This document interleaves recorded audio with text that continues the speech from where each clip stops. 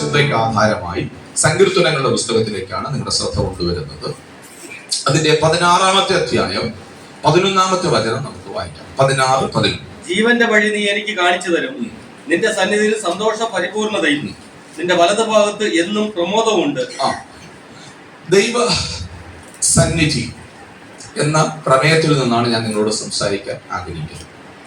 ദൈവസന്നിധി എന്താണ്? ദൈവസന്നിധി, ദൈവസന്നിധിയെ കുറിച്ചാണ് അവിടെ പ്രധാനമായിട്ട് പറഞ്ഞിരിക്കുന്നത്. കഴിഞ്ഞ ദിവസങ്ങൾ ദൈവത്തിന്റെ പരിശുദ്ധാത്മാവിന്റെ ഒരു വലിയ താല്പര്യം എനിക്ക് വിഷയം സംസാരിക്കണം എന്നുണ്ടായി. എപ്പോഴും നമ്മൾ ആയിരിക്കേണ്ടത് ദൈവ സാന്നിധ്യത്തിലായിരിക്കണം. ദൈവ സന്നിധിയിൽ നമ്മളായിരിക്കണം, ദൈവ സാന്നിധ്യത്തിൽ നമ്മളായിരിക്കണം. രണ്ടിന്റെ വ്യത്യാസം മനസ്സിലായോ? ദൈവ സന്നിധിയിൽ നമ്മളായിരിക്കണം. നമ്മൾ എപ്പോഴും ദൈവ സന്നിധിയിലാണോ എന്ന ഒരു സ്വയം ശോധന നമ്മൾ വരുത്തും. ദൈവസന്നിധിയിലായിരിക്കുമ്പോൾ നമ്മൾ ബോധമുള്ളവരാണ്. ഞാൻ ദൈവസന്നിധിയിലാണെന്നുള്ള ചിന്ത വരും. നമുക്ക് ഇങ്ങനെയുള്ള ചിന്ത വരുന്നത് സാധാരണ മിക്കവാറും പേർക്ക് ഹോളിൽ വരുമ്പോൾ ഞാൻ ദൈവസന്നിധിയിലാണെന്നുള്ളൊരു ബോധം ഉണ്ടാകും, അല്ലേ? പക്ഷെ നിങ്ങൾ കൂട്ടുകാരോടൊപ്പം നടക്കുമ്പോൾ നിങ്ങൾ ദൈവസന്നിധിയിലാണെന്നുള്ള തിരിച്ചറിവ് എത്ര പേർക്ക് ഉണ്ടാകുന്നുണ്ട്? അങ്ങനെ ഉണ്ടാകണമെങ്കിൽ ദൈവത്തെക്കുറിച്ച് ഒരു ബോധം നമുക്കുണ്ടാകും. ദൈവത്തെക്കുറിച്ച് പ്രധാനമായിട്ട് ദൈവവചനം രേഖപ്പെടുത്തിയിരിക്കുന്നത് 3 കാര്യങ്ങളാണ്. ഒന്നാമത്, ദൈവം സർവ്വവ്യാപിയാണ്. അപ്പൊ സർവ്വവ്യാപിയായ ദൈവമാണെങ്കിൽ നമ്മൾ എവിടെ പോയിരുന്നാലും ദൈവ സന്നിധിയിലാണ്. ദൈവ സാന്നിധ്യമില്ലാത്ത ഒരു സ്ഥലം ഉലകത്തിലില്ല. മനസ്സിലാകുന്നുണ്ടോ? അപ്പൊ എവിടെ പോയിരുന്നാലും ആരും എന്നെ കാണുന്നില്ല എന്ന ചിന്ത നമ്മൾ മാറ്റണം. ഞാൻ പണ്ട് ഒരു കഥ നിങ്ങളോട് പറഞ്ഞിട്ടുണ്ട്. ഗുരുകുല സമ്പ്രദായം ഉണ്ടായിരുന്ന കാലഘട്ടത്തിൽ അന്ന് ഗുരുക്കന്മാരുടെ അടുക്കൽ ആളുകൾ ചെല്ലും. അവിടെയാണ് ഈ ഗുരു ശിഷ്യ സമ്പ്രദായം ഉണ്ടായത്. അപ്പൊ ശിഷ്യൻ, ഗുരു എന്ന് പറഞ്ഞാൽ സകല ജ്ഞാനത്തിന്റെ തികവുമുള്ളവൻ. നമ്മൾ ഇന്ന് അധ്യാപകരെ ഗുരു എന്ന് വിളിക്കാറുണ്ട്, അല്ലെ? അധ്യാപകർ ഗുരുക്കന്മാരാണോ? അല്ല. ടീച്ചേഴ്സ് അല്ലെങ്കിൽ അവർ അധ്യാപകരാണ്. ആ വിഷയത്തെ സംബന്ധിച്ച് ട്രെയിനേഴ്സ് എന്ന് നമുക്ക് പറയാം. ഇപ്പോ സഹോദരൻ പ്രിജിയുടെ കൂടെ കഴിഞ്ഞ ദിവസം അദ്ദേഹത്തിന്റെ ഒരു കൂടെ ജോലി ചെയ്യുന്ന ഒരു ഹിന്ദിക്കാരനെ ഞാൻ കണ്ടു, പരിചയപ്പെട്ടു. ഞാൻ ചോദിച്ചു, നീ എത്ര വർഷമായിട്ട് നാട്ടിലുണ്ട്?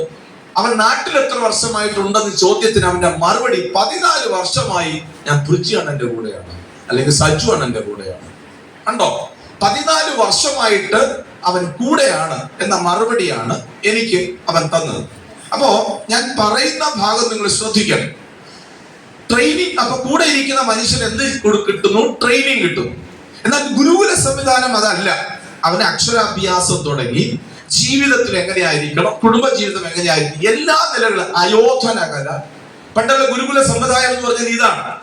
അതിനെയാണ് ഗുരുക്കന്മാർ എന്ന് വിളിച്ചത്. ഇന്നാലും നമ്മൾ ഗുരുക്കന്മാരെന്ന് വിളിക്കാറില്ല. ആ അടിസ്ഥാനത്തിലാണ് ഗുരുക്കന്മാർക്ക് പ്രധാന സ്ഥാനങ്ങൾ പഴയ കാലങ്ങളിൽ തമ്മിൽ. ഇത് ജസ്റ്റ് എഡ്യൂക്കേഷൻ ട്രെയിനർ എന്ന് അവരെ നമുക്ക് വിളിക്കാം. അധ്യാപകരെ എഡ്യൂക്കേഷൻ ട്രെയിനർ എന്ന് വിളിക്കാം, തെറ്റി. അധ്യാപകർ ഒരിക്കലും ആരല്ല, ഗുരുക്കന്മാരല്ല. ഞാൻ ആ ഭാഗം അവിടെ നിൽക്കട്ടെ. അപ്പോ ഈ ഗുരുകുല സമുദായത്തിലേക്ക് വന്ന ഒരുപാട് കുഞ്ഞുങ്ങൾ പഠിക്കുകയാണ്. അപ്പൊ ഇവർ പഠിച്ചിരിക്കുന്നത് എത്രത്തോളം അവർക്ക് മനസ്സിലായെന്ന് അറിയാൻ ടെസ്റ്റുകൾ നടത്തും. അങ്ങനെ ആ ഗുരു ഇവർക്കെല്ലാം ഗ്രാജുവേഷൻ സമയമാകുന്നതിന് മുമ്പ് ഇവർക്കൊരു ടെസ്റ്റ് വെച്ചു. അതിലൊരു പഴം ഇവരുടെ കയ്യിൽ കൊടുത്തിട്ട് 3 പേരെ വിളിച്ചിട്ട് ഓരോരുത്തരുടെ കയ്യിൽ പഴം കൊടുത്തിട്ട് പറഞ്ഞു, നിങ്ങൾ ആരും കാണാതെ ഈ പഴം കഴിക്കണം. നിങ്ങൾ എങ്ങനെയാണ് കഴിച്ചത് എന്നതിനെ കുറിച്ച് നാളെ എന്നോട് വന്ന് പറയണം. അങ്ങനെ ഈ 3 പേരും പോയി. അവർ പല സ്ഥലത്തേക്ക് ഇങ്ങനെ ഓടാൻ തുടങ്ങി. 3 പേരും പോയി. അടുത്ത ദിവസമായപ്പോ 3 പേരും വന്നു. 3 പേരും നിൽക്കുകയാണ്. അപ്പൊ ഒന്നാമത്തെ വിളിച്ച് ചോദിച്ചു, നീ പഴം കഴിച്ചോ? കഴിച്ചു. എവിടെ നിന്ന് കഴിച്ചു? അവൻ പറഞ്ഞു, ഞാൻ ആരും കാണാതെ, ആരുമില്ല എന്ന് ബോധ്യം വരുത്തിയിട്ട് ഞാൻ കട്ടിലിന്റെ കീഴിൽ കയറിയിരുന്ന് കഴിച്ചു.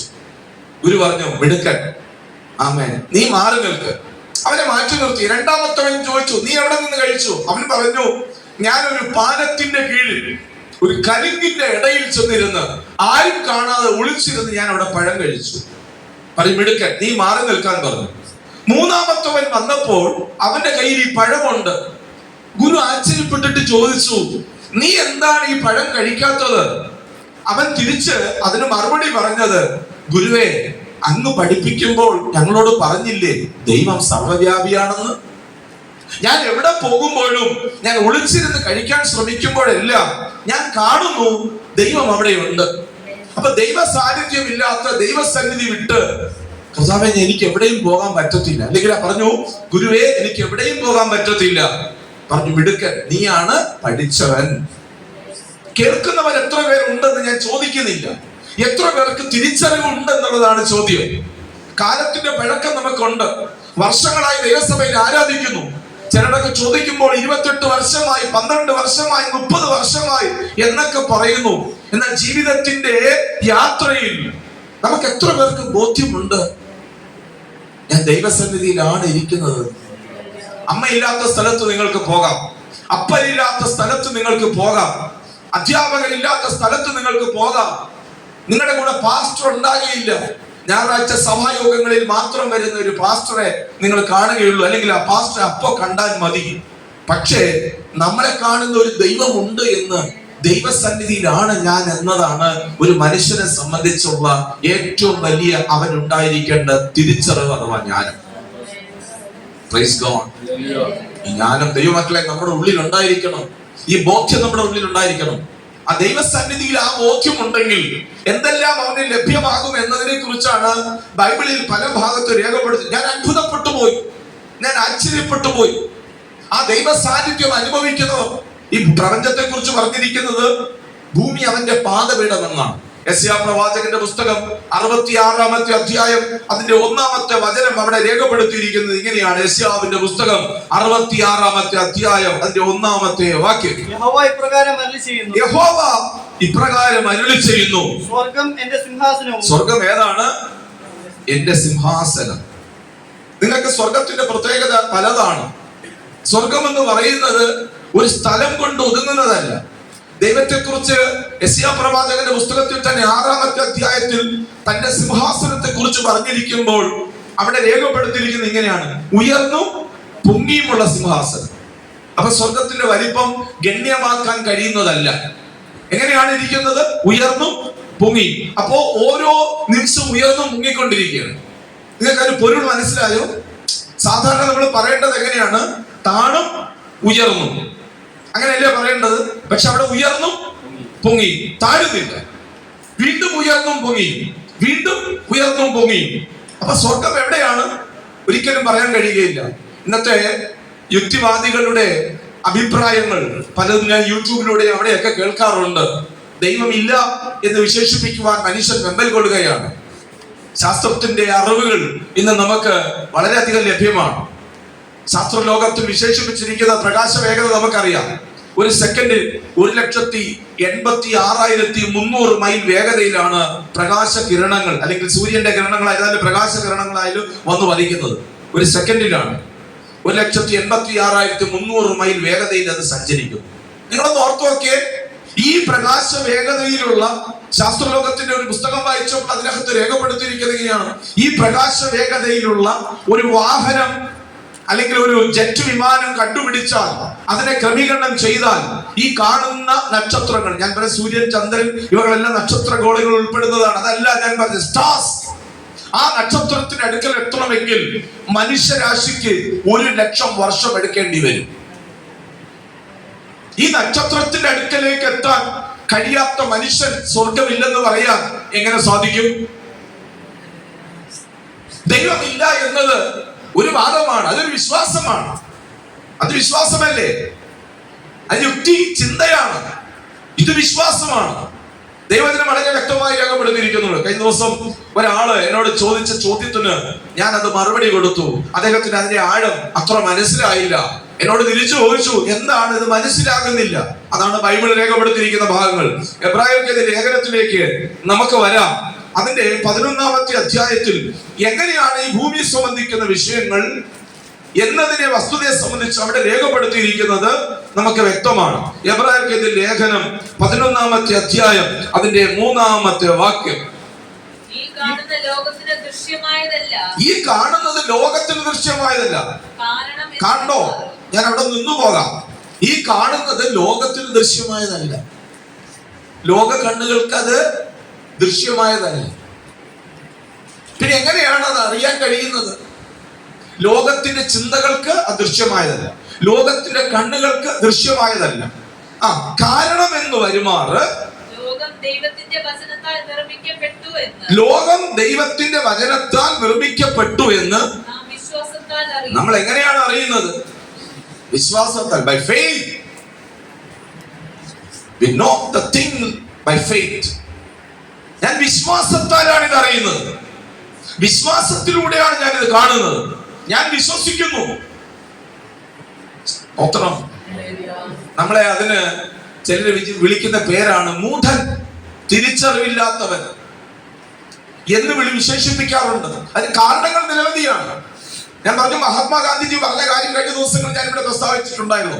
അദ്ദേഹം പറഞ്ഞത്, ഈ ക്രിസ്ത്യാനികളെല്ലാം ദൈവവചനം പറഞ്ഞിരിക്കുന്നത് പ്രമാണിച്ചിരുന്നുവെങ്കിൽ ഇവിടെ ദൈവവചന പ്രഘോഷണത്തിന്റെ ആവശ്യമില്ല, ഇവിടെ മിഷണറിമാർ വരേണ്ട ആവശ്യമില്ല.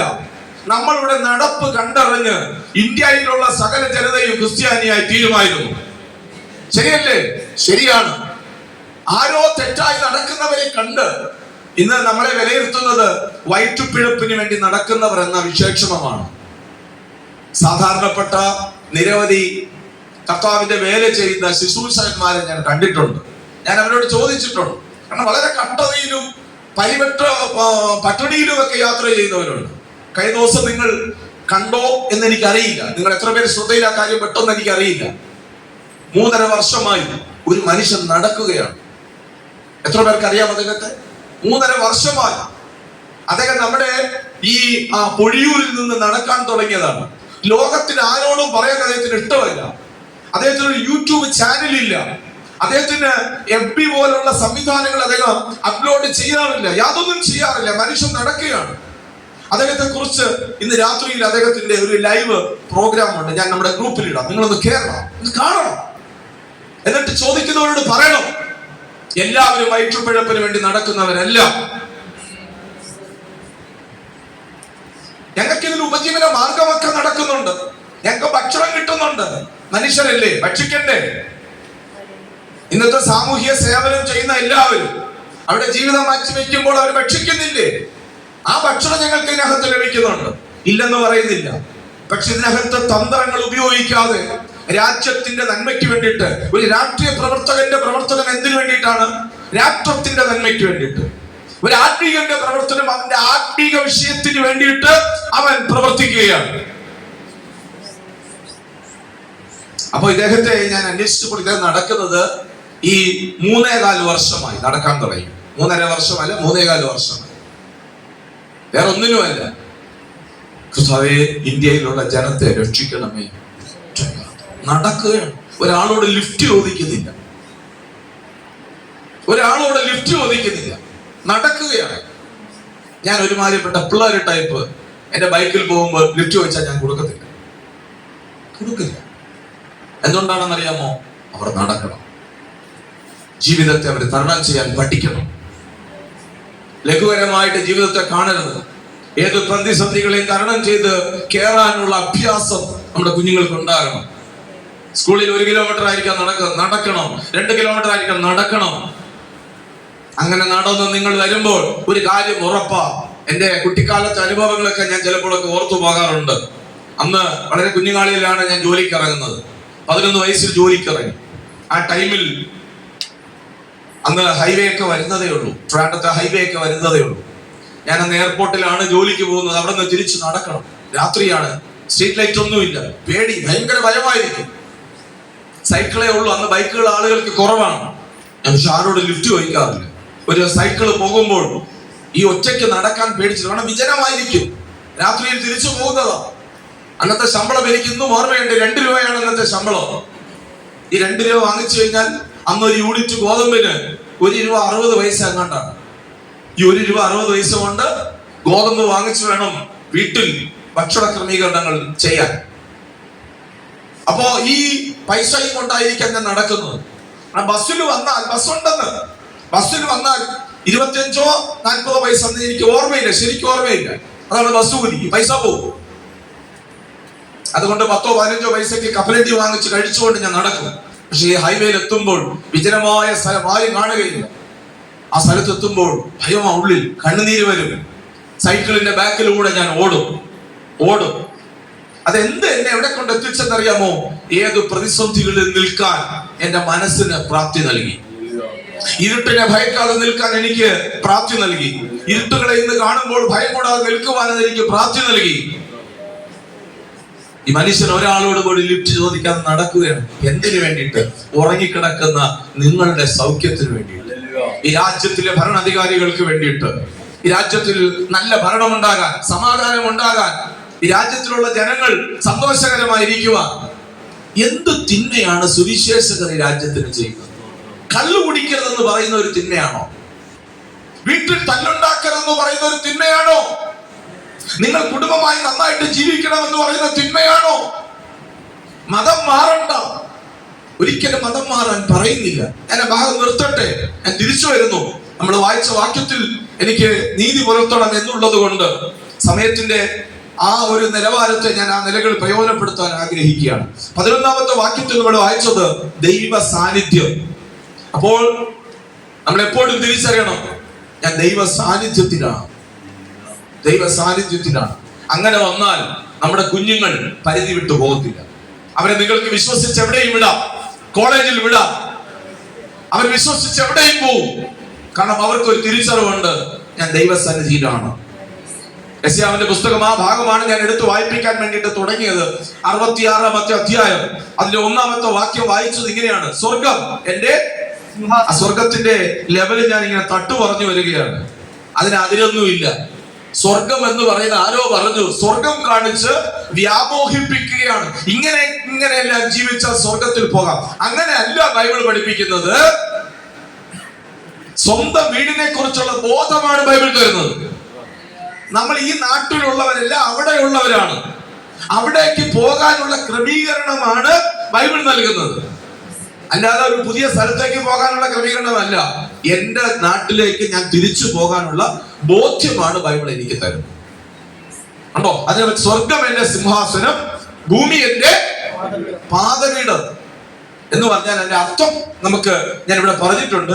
ഭൂമി എന്ന പാദപീഠം എന്ന് പറയുമ്പോൾ ചിലർ ചിന്തിക്കുന്നത് ഈ മണലിലായിരിക്കും കാല്. ഭൂമി എന്ന് പറയുമ്പോൾ ഒരു ഗോളം. ഈ ഗോളം ദൈവം കാല് വെക്കുന്ന പാദപീഠം എന്ന് പറഞ്ഞാൽ പണ്ടത്തെ രാജാക്കന്മാര് അവർ റെസ്റ്റ് ചെയ്യാൻ വേണ്ടിട്ട് കസേരകളിൽ ഇരിക്കുമ്പോൾ അവിടെ കാല് റെസ്റ്റ് ചെയ്യാൻ വേണ്ടിട്ട് എടുത്ത് വെക്കും. ഒരു പലക, നമ്മള് നമ്മുടെ വീട്ടിൽ പലക വെക്കാറുണ്ട്. സ്പെഷ്യൽ ഒരു പീഠമാണ്. ചിലപ്പോൾ തങ്കത്തിൽ ഉണ്ടാക്കി വെക്കും. അവരുടേതായ പ്രൗഢി അനുസരിച്ച് അത് അവർ ക്രമീകരിക്കും. വെള്ളിയിൽ പീഠം ഉണ്ടാക്കി വെക്കും. അത് കാലൊന്ന് റെസ്റ്റ് ചെയ്യാൻ വേണ്ടിയിട്ട് ഈ പീഠം എടുത്ത് വെക്കുന്നത് പോലെ ഈ ഭൂമി എന്ന ഗോളം ഇത്രയേ ഉള്ളൂ. അപ്പൊ ദൈവ സാന്നിധ്യമാണ് ബൈബിളിനകത്ത് കാണിക്കുന്നത്. അപ്പൊ ദൈവ സാന്നിധ്യം നമ്മൾ അനുഭവിക്കുമ്പോൾ എന്താണ് ദൈവ സാന്നിധ്യം തിരിച്ചറിയുന്ന ഒരു ദൈവ പൈതൽ ഇവിടെ ലഭിക്കുന്നത്? വീടും കാറും ബംഗ്ലാവും ഇതൊന്നുമല്ല ദൈവം നമുക്ക് തരുന്നത്. ഇതിവിടെ അധ്വാനിക്കുന്ന ഒരു മനുഷ്യന് നേടാൻ പറ്റിയില്ല. എന്റെ ചോദ്യം അതാ. ആരോഗ്യമുള്ള, അധ്വാനിക്കാൻ മനസ്സുള്ള, മടിയില്ലാത്ത അല്ലേ ഒരു മനുഷ്യന് നേടാൻ പറ്റില്ലേ? തീർച്ചയായിട്ടും നേടാൻ പറ്റും. എല്ലാവരും പ്രാർത്ഥിച്ചിട്ടാണോ ഇവകളെല്ലാം കിട്ടുന്നത്? ഒരിക്കലും അല്ല. നിങ്ങൾ പ്രാർത്ഥിച്ച് വീട്ടിലിരുന്നാൽ അതെല്ലാം കിട്ടുമോ? നിങ്ങൾ കിട്ടിയതിന്റെ നല്ലൊരു ശതമാനം കാരണം യുക്തിപരമായി ഇവകളെ കുറിച്ച് തിരിച്ചറിവുണ്ടായി നമ്മൾ അധ്വാനിക്കുന്നത് കൊണ്ടാണ് ഇന്ന് കാണുന്ന നല്ല വീടുകൾ വെച്ച് നമുക്കതിൽ പാർക്കാൻ പറ്റും. നമ്മുടെ പൈസ നഷ്ടമായി പോകുന്നില്ല. സാധാരണപ്പെട്ട മനുഷ്യർ അധ്വാനിക്കുന്നുണ്ട്. അവന് കിട്ടുന്ന 1000-ഓ 1200 രൂപയോ കള്ള് ഷാപ്പിൽ കൊടുത്ത് തീർക്കുകയാണ്. ശരിയല്ലേ? ഞാൻ ചില വേദിയിലൊക്കെ ഇങ്ങനെ പറയാറുണ്ട്, അവര് നമ്മുടെ കുഞ്ഞുങ്ങളുടെ രക്തം കുടിക്കുക. കാരണം അവരുടെ രക്തമായി തീരേണ്ടതാണ് ഈ പൈസ. അവരുടെ രക്തമായി തീരേണ്ടതാണ് ഇത്. ഈ രക്തം കുടിക്കുകയാണ്. എത്ര പേർക്ക് ഇത് ഉൾക്കൊള്ളാൻ കഴിയുന്നുണ്ട് എന്നത് എനിക്ക് അറിഞ്ഞുകൂടാ. അതുകൊണ്ടാണ് പരസ്യ സ്ഥലങ്ങളിലെല്ലാം ഈ പാവപ്പെട്ട ദൈവദാസന്മാർ ഇങ്ങനെ തെരുവിലൂടെ വിളിച്ചു പറയുന്നത്. ഞാൻ 100 കണക്കിന് പേരെ എന്റെ കൂടെ വരാമെങ്കിൽ ഞാൻ കാണിച്ചു തരാം. 1 രൂപ പോലും പ്രതിഫല ഇച്ഛ കൂടാതെ അവർ വിളിച്ചു പറഞ്ഞുകൊണ്ടിരിക്കുകയാണ്. എന്തിനാണെന്ന് അറിയാമോ? നമ്മുടെ കുടുംബത്തിന്റെ സന്തോഷത്തിന് സമാധാനത്തിന് വേണ്ടി മാത്രം. അപ്പൊ ദൈവത്തെ അറിയുമ്പോൾ ലഭിക്കുന്നത് എന്താണ്? ഞാൻ പറഞ്ഞു, അവന് അനുഗ്രഹം കിട്ടും. അനുഗ്രഹം എന്ന് പറയുമ്പോൾ അത് പൈസ അല്ല, അത് സമൃദ്ധിയല്ല, അതിന് ഒരു നിറവാണ് അവന് ലഭിക്കുന്നത്. എന്ത് നിറവാ കിട്ടുന്നത്? നമുക്ക് ആ വാക്യത്തിൽ തന്നെ വരാം. ദൈവസന്നിധി, അതില് പ്രധാനപ്പെട്ട ചില ഭാഗങ്ങളൊക്കെ പറയാനുണ്ട്. ഒരു പക്ഷെ കണ്ടിന്യൂഷൻ ആയിട്ട് ഞാൻ പറയാൻ കഴിയുമെങ്കിൽ അത് പറയാം. ഇല്ല, ഇന്നാണ് എനിക്ക് അതിനുള്ള പ്രേരണ ലഭിക്കുന്നത്, ഇന്ന് പറഞ്ഞത് ഞാൻ അത് വിടും. അവിടെ നമ്മൾ ഒന്ന്, ദൈവസന്നിധി നിൽക്കുന്ന മനുഷ്യന് എന്താണ് കാണിച്ചു കൊടുക്കുന്നത്? വായിച്ചാട്ടെ, ഒന്നാമത്തെ ഭാഗം, ഒന്നാമത്തെ വാക്യം 11. ജീവന്റെ വഴി നീ എനിക്ക് കാണിച്ചു തരും. ജീവന്റെ വഴി നീ എനിക്ക്. ദൈവസന്നിധി നിൽക്കുന്നവന് എന്ത് കാണിച്ചു കൊടുക്കും? ജീവന്റെ വഴി. ജീവന്റെ വഴി കാണിച്ചു കൊടുക്കും. അപ്പൊ ജീവന്റെ വഴി ആർക്കും അറിയില്ല, മനുഷ്യന് അറിയില്ല, ഉലകത്തിൽ അറിയില്ല. ജീവിക്കാനുള്ള വഴി അറിയാം, ജീവിതത്തിന്റെ വഴി അറിയാം. ജീവന്റെ വഴി എത്ര പേർക്ക് അറിയാം? ജീവന്റെ വഴി എന്ന് പറഞ്ഞാൽ എന്താണ് അതുകൊണ്ട് ഉദ്ദേശിക്കുന്നത്? എന്റെ ഉള്ളാക മനുഷ്യനിൽ, എന്റെ അകത്തെ മനുഷ്യനിൽ ഒരു ജീവൻ എനിക്ക് വേണം. നഷ്ടപ്പെട്ടു പോകാത്ത, നിലനിൽക്കുന്ന ഒരു ജീവൻ എനിക്ക് വേണം, അല്ലേ? അതുകൊണ്ടല്ലേ മുനിവരന്മാർ ഉൾപ്പെടെ, ബ്രാഹ്മണന്മാർ ഉൾപ്പെടെ പ്രഭാത പ്രാർത്ഥന വേളകൾ സൂര്യനെ നോക്കിക്കൊണ്ട് അവർ പറഞ്ഞത്, അസത്തോമ സത്ഗമയ, അസത്യത്തിൽ നിന്ന് ഞങ്ങളെ സത്യത്തിലേക്ക് നയിക്കണമേ. മൃത്യുമാ അമൃതം ഗമയ, മരണത്തിൽ നിന്ന് ഞങ്ങളെ ജീവനിലേക്ക് നയിക്കണമേ. കണ്ടോ? അവരുടെ ആവശ്യം എന്താ? ഞങ്ങളെ മരണത്തിൽ നിന്ന്, അവരുടെ പ്രാർത്ഥനയാണ്. ഒരു ബ്രാഹ്മണ വാര്യൻ അദ്ദേഹത്തിന്റെ കൈക്കുമ്പിളിൽ വെള്ളം കോരിക്കൊണ്ട് ഒഴിച്ചുകൊണ്ട് പ്രാർത്ഥിക്കുന്ന പ്രാർത്ഥനാ വാചകമാണ്, ഞങ്ങളെ മരണത്തിൽ നിന്ന് ജീവനിലേക്ക് നയിക്കണമേ. അപ്പൊ എന്താണ് ആ ജീവന്റെ വഴി? വിശുദ്ധ വേദപുസ്തകം പറയുന്നു, നിങ്ങൾ ചോദിച്ച ചോദ്യത്തിന് മറുപടി ആ ജീവന്റെ വഴി ഞാൻ നിങ്ങൾക്ക് കാണിച്ചു തരും. അതെന്താണ് ആ ജീവന്റെ വഴി? യോഹന്നാൻ എഴുതിയ സുവിശേഷം അതിന്റെ 14-ാമത്തെ അധ്യായം 6-ാമത്തെ വചനം. യോഹന്നാൻ എഴുതിയ സുവിശേഷം 14-ാമത്തെ അധ്യായം 6-ാമത്തെ വചനം. യേശു അവനോട് ഞാൻ തന്നെ വഴിയും സത്യവും ജീവനുമാകുന്നു. യേശു എന്താ പറഞ്ഞത്? ഞാനാണ് വഴി. ടു വേ, എവിടേക്കുള്ള വഴിയാണ്? എന്തിലേക്കുള്ള വഴിയാണ്? അതാണ് സങ്കീർത്തനത്തിൽ വായിച്ച നമ്മൾ 16:11 വായിച്ച വാക്യം ഇങ്ങനെയാണ്, ജീവന്റെ വഴി നീ എനിക്ക് കാണിച്ചു തരും. ആ ജീവന്റെ വഴി ആരിലൂടെയാണ് ഉലകം കണ്ടത്, മാനവൻ കണ്ടത്? യേശു പറഞ്ഞു, ഞാനാണ് ആ ജീവന്റെ വഴി, ഞാനാണ് ജീവന്റെ വഴി. കണ്ടോ? എന്നിലൂടെ. ആ അടുത്ത വാക്യം അതിനോട് ചേർന്ന് വായിച്ച അടുത്ത വാക്യം, ഞാൻ മുഖാന്തരമല്ലാതെ പിതാവിന്റെ അടുക്കൽ. ഞാൻ നേരത്തെ പറഞ്ഞു, ഞാൻ ഒരു സ്വർഗത്തിലല്ല പോകുന്നത്, എന്റെ വീട്ടിൽ നിന്ന്. ദൈവരാജ്യം എന്റെ വീടാണ്. ആ വീട്ടിൽ നിന്ന് ഞാൻ ഈ നാട്ടിൽ പാർക്കുന്നു. ഈ നാട്ടിൽ പാർക്കുന്ന ഞാൻ തിരിച്ചെന്റെ വീട്ടിലേക്ക് പോവുകയാണ്. ആ വീട്ടിലേക്കുള്ള മാർഗം അറിയാതെ ഉഴലുന്ന എനിക്ക് ജീവന്റെ പ്രകാശമായി തീർന്നത് വിശുദ്ധ വേദപുസ്തകമാണ്. അതുകൊണ്ടാണ് ഞങ്ങൾ ഈ വചനം പ്രസംഗിക്കുന്നത്. ഇത് ജീവന്റെ മാർഗമാണ്. ആ ജീവന്റെ മാർഗം മറ്റാരിലൂടെ നമുക്ക് ലഭിക്കുകയില്ല, അത് യേശുവിലൂടെയാണ് നമുക്ക് ലഭിക്കുന്നത്. ജീവന്റെ വഴി നീ എനിക്ക് കാണിച്ചു തരും. യേശു പറഞ്ഞു, ഞാനാണ് ആ ജീവന്റെ വഴി. അതിന്റെ 2-ാമത്തെ ഭാഗത്തിലേക്ക് പോകണമെന്ന് എനിക്ക് ആഗ്രഹമുണ്ട്. പക്ഷേ സമയം എന്റെ മുമ്പിൽ അനുവദിക്കാത്തത് കൊണ്ട് ഞാൻ അവിടെ കുത്തിടുവാൻ വേണ്ടിയിട്ട് ആഗ്രഹിക്കുകയാണ്. ജീവന്റെ വഴി ദൈവസന്നിധാനത്തിലുണ്ട്. ദൈവസന്നിധിയിലാണോ നിന്റെ കുടുംബത്തിൽ ജീവിതത്തിന്റെ വഴി അന്വേഷിച്ച് നടക്കുന്ന, ജീവിത മാർഗത്തിന്റെ വഴി അന്വേഷിച്ച് നടക്കുന്ന നമുക്ക് കർത്താവ് പറഞ്ഞു, ജീവന്റെ വഴി ഞാൻ നിനക്ക് കാണിച്ചു തരും. കുഞ്ഞെ, ആ വഴി ഞാനാ, ആ വഴി ഞാനാ, ആ വാതിൽ ഞാനാണ്. എന്നിലൂടെ അല്ലാതെ ആർക്കും പിതാവിന്റെ അടുക്കൽ പോകാൻ പറ്റുന്നില്ല. ഞാനാണ് ആ വഴി. കർത്താവിനോട് എത്ര പേര് പ്രാർത്ഥിക്കും, ദൈവമേ ആ ജീവന്റെ വഴി എനിക്കൊന്ന് കാണിച്ചു തരണമേ, അതൊന്ന് വ്യക്തമാക്കി തരണമേ. എങ്ങനെയാണ് ആ ജീവൻ ഞാൻ പ്രാപിക്കേണ്ടത് എന്നുള്ള വസ്തുത എനിക്ക് വ്യക്തമാക്കി തരണമേ എന്ന് നമുക്ക് ദൈവത്തോട് പ്രാർത്ഥിക്കാം. അതിന് അടിസ്ഥാനമായിരിക്കുന്നത് വിശ്വാസം മാത്രമാണ്, മറ്റൊന്നും വേണ്ട. വിശ്വസിച്ചാൽ മതി. യേശു ഈ ഉലകത്തിലേക്ക് വന്നത് എന്റെ പാപത്തിന്റെ പരിഹാരത്തിനാണ് എന്ന് നമ്മൾ വിശ്വസിക്കുമ്പോൾ ആ ജീവന്റെ വഴി, ആ വിശ്വാസത്തിന്റെ അടിസ്ഥാനത്തിലാണ് ഓരോരുത്തരുടെ ഉള്ളത്തിലേക്ക് ഇറങ്ങി വരുന്നത്. ഏതെങ്കിലും ക്രിയ ചെയ്തോ പ്രവൃത്തി ചെയ്തോ അല്ല ഞാൻ ദൈവരാജ്യത്തിലേക്ക് പോകുന്നത്, എന്റെ പിതാവിന്റെ അടുക്കലേക്ക് പോകുന്നത്. എനിക്ക് വേണ്ടി, എന്റെ പാപത്തിനു വേണ്ടി യേശു മരിച്ചത് കൊണ്ട് ആ വിശ്വാസത്തിന്റെ അടിസ്ഥാനത്തിലും ആധാരത്തിലുമാണ് അവിടെ നിന്ന് കൊണ്ടുപോവുകയാണ്. ഞാൻ പോകുകയല്ല, എന്നെ അവൻ കൊണ്ടുപോവുകയാണ്. സ്തോത്രം. ആ യാത്രയ്ക്ക് വേണ്ടി നമുക്ക് ഒരുങ്ങാം. അതിലേക്ക് നമുക്ക് നമ്മളെ തന്നെ സമർപ്പിച്ചു കൊടുക്കാം. എല്ലാ കണ്ണുകളും ദൈവസന്നിധിയിൽ അടയ്ക്കാം. നമുക്ക് ഒരു വാക്ക് ദൈവത്തോട് പ്രാർത്ഥിക്കാം.